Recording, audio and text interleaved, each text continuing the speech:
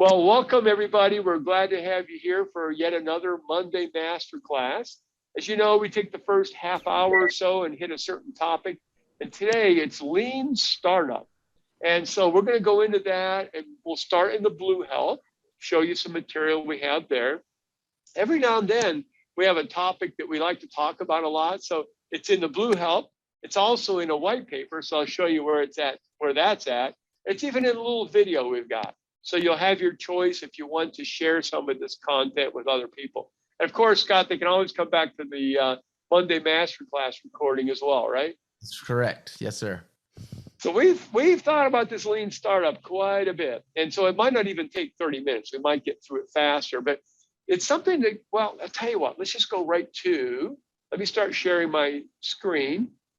And let's go right out to the Blueprinting Center. And almost always when Scott and I have a topic, it's already in the Blue Health, okay? So let's go in the Blue Health. And let's go lean startup. There we go. Let's start with what is lean startup. Now, in this case, I always like to see what other articles are in here. So when I come over here, how does blueprinting fit with lean startup? Let's click that. And we see we actually have 4 articles on this, okay? So I'm going to start with this one. We'll hit a few high points here. Let me move that out of the way. Click this. And so lean startup got very famous a few years ago now. Steve Blank and Eric Ries really popularized this. For a while, they were having conferences with, a couple thousand people coming, and it's still out there. And there's still some really good parts to this thing that we should be aware of, but it's also got some pitfalls when it comes to B2B that I want to cover, okay? But basically, some of the principles are, you don't need this big old business plan that limits your flexibility. Instead, create something called a business model canvas, which really is about your assumptions. And if you've probably heard this term, minimum viable products, that's the big thing. To crank out these really fast prototypes to check things out, and then employ agile product development cycles. So those are the really good things about lean startup, many of which we can apply as well. But what I'm going to do is cover some other points in this white paper a little bit. And I'm going to talk about a little bit more how we adjust it for B2B, some limitations, and how you bring them all together. But we also have this in a video format. So if you guys don't mind, I'm going to be a little bit lazy here for about 2 minutes. And let me just play the video because it's a nice overview of lean startup. I think I got the sound working. If it's not, Scott, holler, okay? But let's just go ahead and listen to this crackpot just for a couple of minutes here. Okay, there we are. We'll fire this up, and I'll expand the screen as well. When it comes to innovation, thought leaders will continue bringing you new ideas to consider, many of which will be worth a serious look. But one caution: use a B2B versus B2C filter when evaluating new approaches. As an example, take lean startup. There's much to like about it. You avoid elaborate business plans, which limit openness to learning. You create a business model canvas to learn which assumptions to test. You employ agile with pivot or persevere points. And you generate minimum viable products for rapid customer feedback. But for B2B innovation, should we use lean startup as is, straight out of the box? Probably not. Lean startup uses the build, measure, learn cycle, which makes sense if your B2C customers don't know what they want until they see it. But if your B2B customers have high knowledge, interest, objectivity, and foresight, why would you ever start building something without first having an intelligent conversation to understand their needs? Hey, Scott, I think we've got some people in the waiting room. Not that they're going to miss much here, but if you don't mind, maybe let them in and they can see this. Sorry. No worries. So keep this cycle, but start with a learn step. When B2B companies follow lean startup without a B2B versus B2C filter, they can miss 3 additional points. First, customers will be more engaged if you first ask their opinion rather than just show up with your idea. Second, developing a software prototype could be cheap, but building a B2B physical prototype could be quite expensive. Finally, B2C companies have a very deep pool of testers, but you have fewer companies to test your prototype.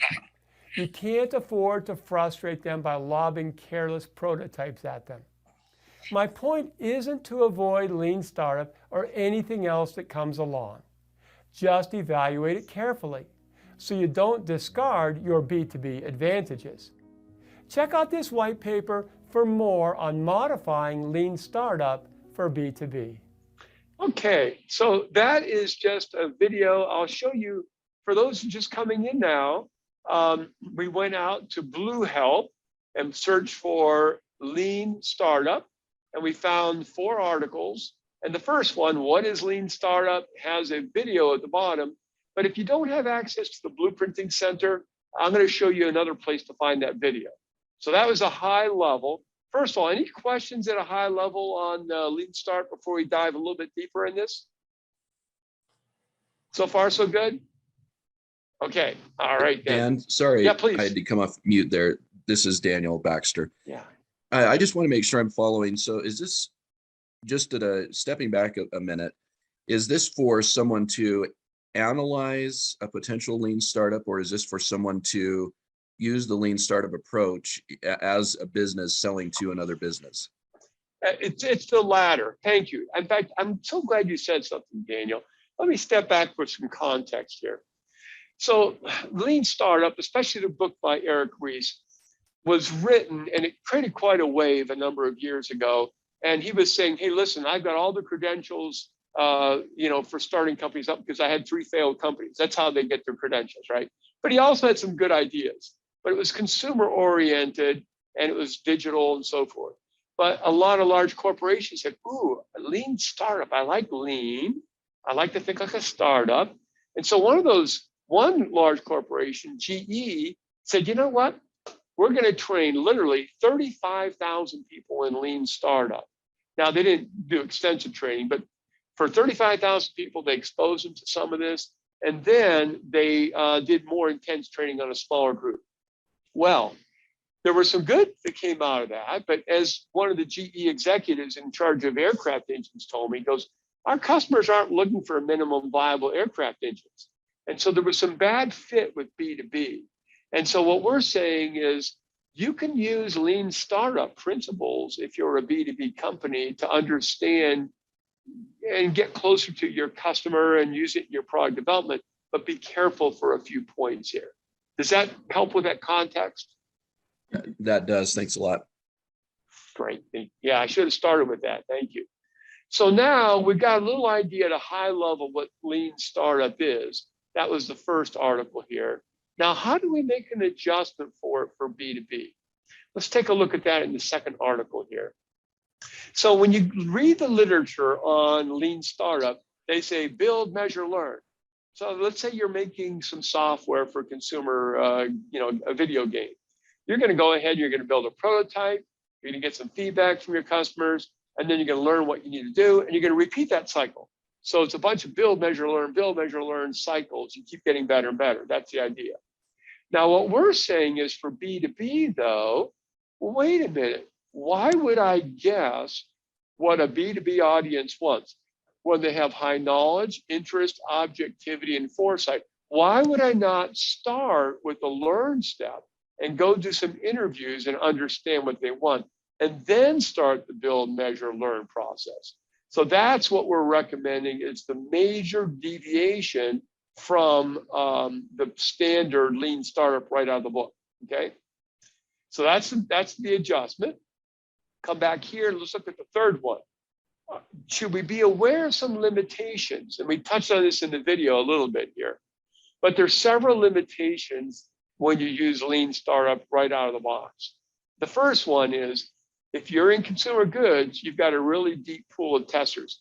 You can lob some really ugly looking prototypes at those people. And when they get disgusted, you can just find some more people to lob prototypes at. But if you're in B2B, many times you only have so many customers you can work with.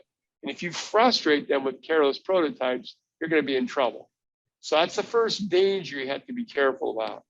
Second thing is, if it turns out that you have very little customer foresight, your customers can't really tell you what they want, as is the case for many consumer goods, but not all. And if it turns out your prototype cost is really cheap, like building software, then you can take what Eric Ries calls a leap of faith assumption. Let's make a leap of faith, build a prototype, throw it to the customer, see what they say. However, if your customer could have given you a lot of foresight, and if it's going to be relatively expensive to develop that prototype, then instead of lobbing a leap of faith assumption, what you should do is have an interview with them and learn what their needs are first. Let me take a breath on that one. Does that make sense? These two dynamics, if you're saying, should I apply Lean Startup out of the box? Those are two questions. How much foresight would my customers have? And what does my prototype cost? Questions on that? Okay, good. So those are some limitations. And now let's talk about how to marry blueprinting with Lean Startup. So we'll click on this. And what we're saying is that initial learn step is where you can do your discovery and preference interviews.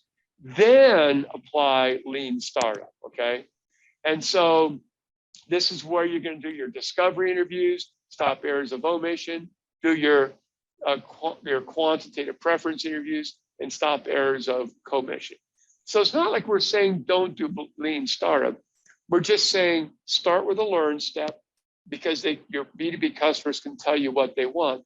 And then after you have a market satisfaction gap profile and you have some outcomes to work on, then we think MVPs, minimum viable products, are a great idea to then test with your marketplace, because you won't frustrate them because they're based upon their real needs, and you're going to be pretty close. So questions at all on that? Okay, so that's where we start with this. We've begun with the Blue Help.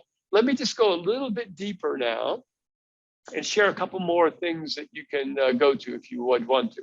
So that's all within Blue Help. Maybe you want to get at some of this stuff right from our main public website. If you want to look at the video, you come out to Insights and come down to Video Series. And this is where, if you haven't already, you can sign up to get a new video every day for 10 weeks, or a new video every week for a year, basically. And all the videos are in here. And basically, the one on Beware of B2C Innovation Shortcuts, where we get into Lean Startup, that is video number 48. So if this is interesting to you and you want to send a 2-minute video, I guess 2 minutes and 16 seconds, to a colleague, and they just want to know more about Lean Startup and whether it works, then I would just send them this module number 48. You can just click on it. Actually, click on this. Actually, just send that link right there. That link I was looking at right here with you. That will get the job done if you send that link right. Oops, come on, right there. Okay, so that's the video. But then let me just do one more thing. Let's go just a little bit deeper. Let's go back to Insights, and let's go to our white papers. And this is not our most popular white paper, so it's all the way down at the very bottom here. It's kind of specialized, right? But this is where you could download our full white paper. And I've already done that.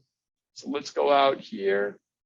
And on this white paper, if you take a look at this or send it to somebody, it gives you a nice background. I'm sorry. Let me blow it up so you can see a little bit more. Okay. It'll give you a nice background on what Lean Startup is all about, and how you need to expand the build, measure, learn cycle. We'll get into some other elements here, just a little bit more in depth about which types of products you would do Lean Startup for and which not, and so forth. We cover that a little more. There's the chart that I showed you earlier. when you can consider customer foresight and prototype cost in here. And then we get into some of the special cases, especially if it's a concentrated market without that many customers. You got to be careful about frustrating them. So that's in here. And then we get into a little bit more about how you can marry these two together with qualitative VOC and quantitative VOC. I guess we get into more here. But this one, I think this is actually kind of helpful. If you talk to somebody who is really in deep with lean startup, these are the questions they normally will ask themselves. Do consumers recognize they have a problem? If there's a solution, would they buy it? Would they buy it from us? And can we build a solution? And so all of those questions can be answered with new product blueprinting. So if somebody's well into lean startup, this is maybe a part of the white paper that they're going to find particularly helpful. Okay. And then, so what we're saying is, you know, lean startup's good, but you need to add to it. And that's where you need to start with the initial interviews earlier. Okay. All right. So that's the lean startup paper. In just a minute, I'm going to open up for any questions you've got. And then the last thing we've done, and this isn't on our website, at least not yet, but we've taken all of our white papers, research reports, and ebooks, and there's actually 19 of them. And what we've done is we've converted them all into little slideshows, usually 6, 7, or 8 pages long, okay? And so we've got one of those right here, Lean Startup for B2B. And this might be a helpful thing. Oh, I started on the last page. Sorry. There we go. There we go. A white paper condensed to 7 slides. So this will give them a little idea of what's involved in this. And this will cover basically the points you've been seeing in Blue Help and in the video. But it's really crisp.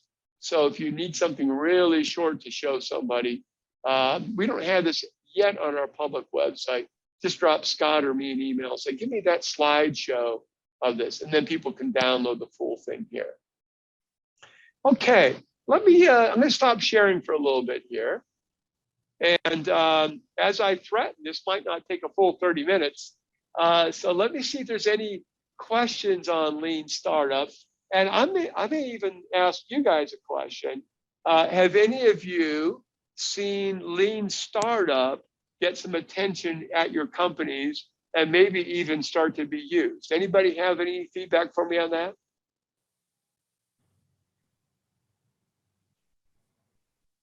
I'll throw this out. Anybody has any comments, certainly jump in, but it seemed like a game just really got a lot of momentum without a lot of thinking. To sort of be direct about it. It just was like with any new something, it was sort of the shiny, flashy object. And I think folks were looking past it's different, you know, there are differences in innovating in a corporation when you have lots of advantages already, competencies, capacities, you got factories and distribution, you know, as opposed to a startup. I mean, there's certainly things that can be learned from it, but I really like how you've added learn to the first step, which I really think, I think I just, you know, one of the oldest lessons that we continually preach now in innovation, right, is begin with customer needs. So in a way, it's sort of your suggestion, or if you will, or of what should be altered on it is pretty in sync with just the broader message of what's wrong with innovation today, or new product development, when we begin with ideas instead of understanding needs. Yeah. And you can kind of see if somebody's developing consumer video games and they're trying to get funding, you know, they throwing a lot of prototypes might make sense in the consumer area for this. I'm not convinced that's always the case. I think there's a lot of room even in consumer goods, as you know, Scott, even for these kind of interviews in many cases. So well, let me throw it again. Anybody have any experience? Have you seen lean startup rear its head in one form or another at your companies? And Scott, yeah, we are in the midst. And I think a key portion of it is the learn aspect. and being able to make the decision that now is the time to stop because we're missing. But take that, learn, bring it back. What did we learn? And then how do we move forward? And I think right now, that's the step that we're kind of stuck on. We got the MVP, we have it out there, we're testing, and we're finding we're missing. Yep. Well, it's a great point, Jim. You know, a lot of times we meet clients and they're already well into a project and they say, you know, what do we do now? We say, well, it's never too late to go back and do the interviews, do some discovery, do some preference. I mean, if you want to put a positive spin on it, you know, you could say, hey, we're obviously serious about this. We've been working on this a while. You know, the other thing that a lot of our clients will do that actually is very effective is they bring in some humility. They'll say, hey, we're really excited about bringing innovation into this area. But in many cases, maybe even in this case, sometimes we got a little bit excited when we started working on something we thought you would want. We realized that's not really the best way of doing it. We realized we need to spend some time with you. So I can tell you the good news is we're really serious about doing something, but we want to just take a little pause and make sure we're addressing. We don't want to answer questions that you're not that we don't want to answer questions you're not asking. And so that might be a way to take the pause and kind of recycle on the interviews. Yeah, it's good. It's good. By the way, we use MVPs all the time. You know, we're creating software for our clients. We try to figure out what they want first. You know, sometimes we don't even do as well as we should, Scott, but we try. Yeah, it's true. You know, I mean, you and I come from sort of heavier industrial, backgrounds, but we're a software company now, so we can claim to have software experience, and it's what should be in the MVP is very much part of our dialogue when we're coming out with new features. But you know, sort of an old joke that sort of came about after at least sort of became real popular. But I mean, I'll just repeat it. But if you're in the tractor business, look, which I came from John Deere, you're not building a minimum viable tractor. You know, you're not building a tractor that does the basic things and nothing else. Just to get people's feedback on it, right? So you're gonna begin with learning because you're building, you're gonna build a product that you want to be in the market 20 years or longer. So it just makes no sense to build something and have people just try it and how do you like it? It just doesn't work. It's a good point. Very good point. Other thoughts, other experience that people have? You know, sometimes a prototype can be an admission that we don't know what customers want, so we're going to throw something at them. And I think we know from our experience, all of us here, that B2B customers really can tell you what they want in terms of outcomes, not maybe in terms of solutions, but they can really tell you what they want.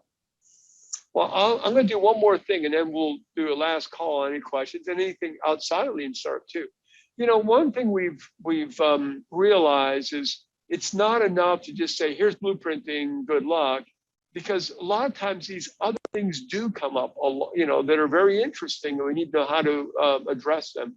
So if we go out to the AIM Client Center again, just want to share something with you here.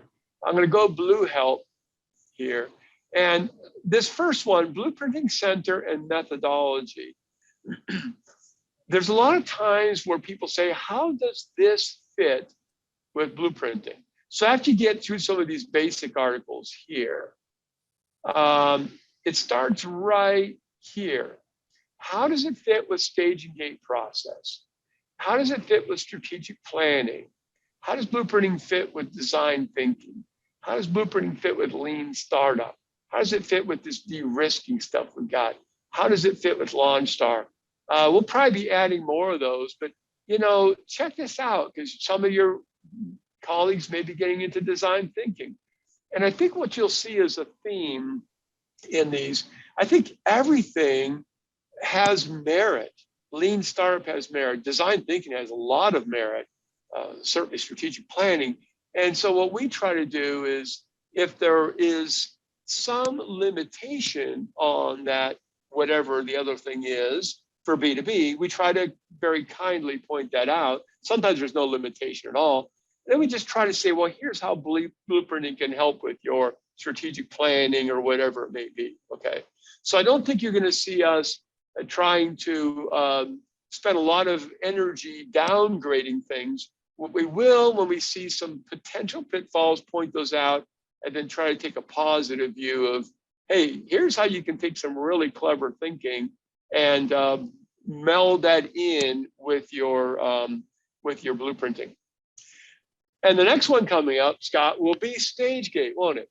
So, yeah, and probably by the end of this month, we'll be launching what Scott and I are very excited about, a brand new ebook. Scott and I are co-authoring this ebook with StageGate International. And some of you may know that Bob Cooper is the father of StageGate, invented it in the late 80s. Then he formed StageGate International. More recently has sold the company. He deserves his retirement now. And so we have worked with one of the managing partners, and we're done writing the book. It's ready to go, but the ebook is now going to get published pretty soon. So that'll be coming up. So any questions on Lean Startup or anything else that's been on your mind since the last time we had a Monday Masterclass? Well, then, Scott, we need to talk about what's coming next, because I always surprise myself. I never look ahead to see. I don't know why I don't do that, but for some reason, I never think to look ahead. So we're going to go blueprinting training, Monday Masterclass, and drum rolls. The next one will be May 16th, understanding the difference between markets and market segments. Now, Scott, that just sounds like something you would like to speak on. Do I have that right? I'll be coming out of the bullpen for this one. Yeah. Okay. All right. Very good. There's a lot in this one. Scott has written an article that got really good visibility on Google search engines not long ago. And it's all about this matter. Was I sharing my screen or not? You're not right this second. Okay. Well, it doesn't matter. It's okay. But at any rate, he's got some really good things about markets and market segments. So be sure to join us for that next one. Okay, last call. Any questions or observations? And hi, Scott. Joe here. Yeah, Joe. Yeah, I think sorry, I joined a little bit late. This is my first Blue Helps. I'll watch the recording, but I think my interest really lies between the StageGate and the Lean. Like, yeah. There's this push to, more and more checks and balances, but then how does that inhibit the Lean learning mentality where, even in some of the literature on Blue Help, like, the checklist mentality versus like the learning mentality. Like, did we do it to complete it or did we do it to learn? Right. And I just see not any like real message coming from management, but just kind of this, like, they want both ways sometimes, and then it's kind of how do we read between the lines and give that appropriate level of, we did all the check boxes, but we also learned in the process. It's a great observation on your point, Joe. We can't walk away from governance, but I think most companies that we've talked to over the years has said the governance part's been there, the checklists and so forth, but what's been missing has been the customer insight.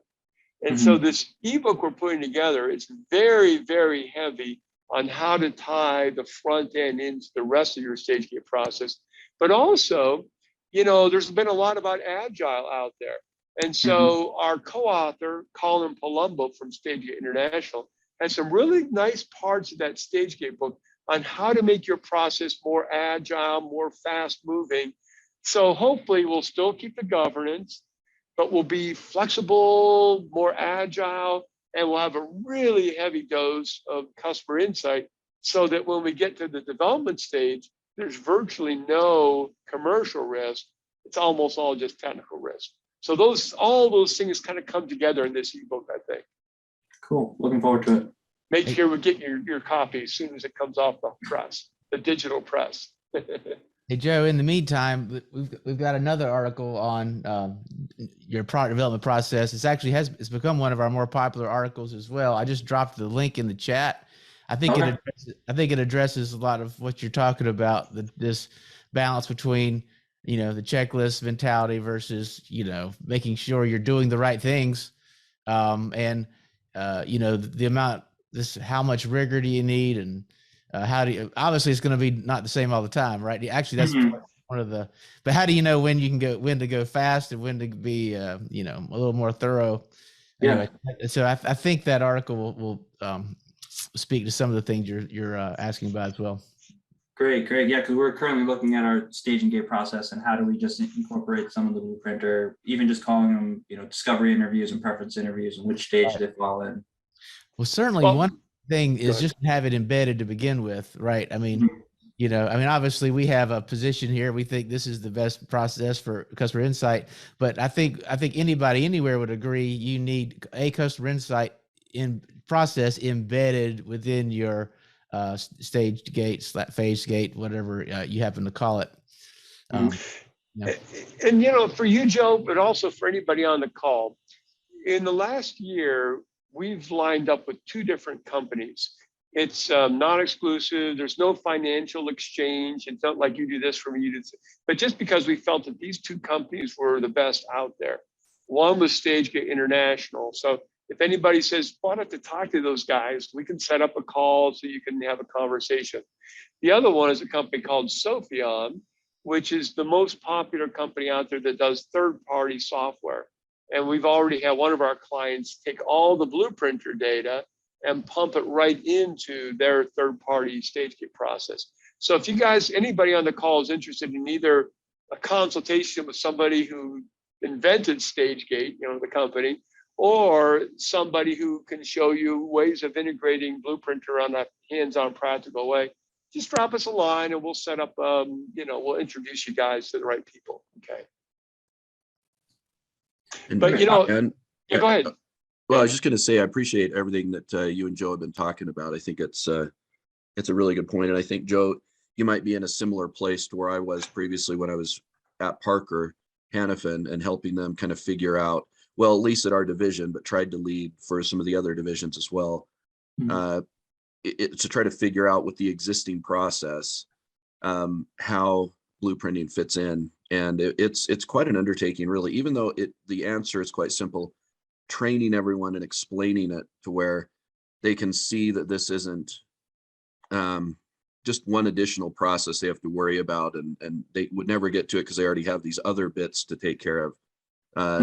I think I think what Dan said is so key in my experience, and that being, you really get, when you start with the new product blueprinting up front, and you really get that why you're doing this whole development, and you really have the drivers behind it. You know what the customers want or don't want, and it helps to really have that business case that comes out of new product blueprinting to be able to justify all the checks and all the forms and all the the governance, because then I mean, a lot of times I'd get resistance from folks with just the typical process at Parker, because they just see all these different forms and it just seemed like such a waste of time. And why are we doing this? What's this for? What am I supposed to put here?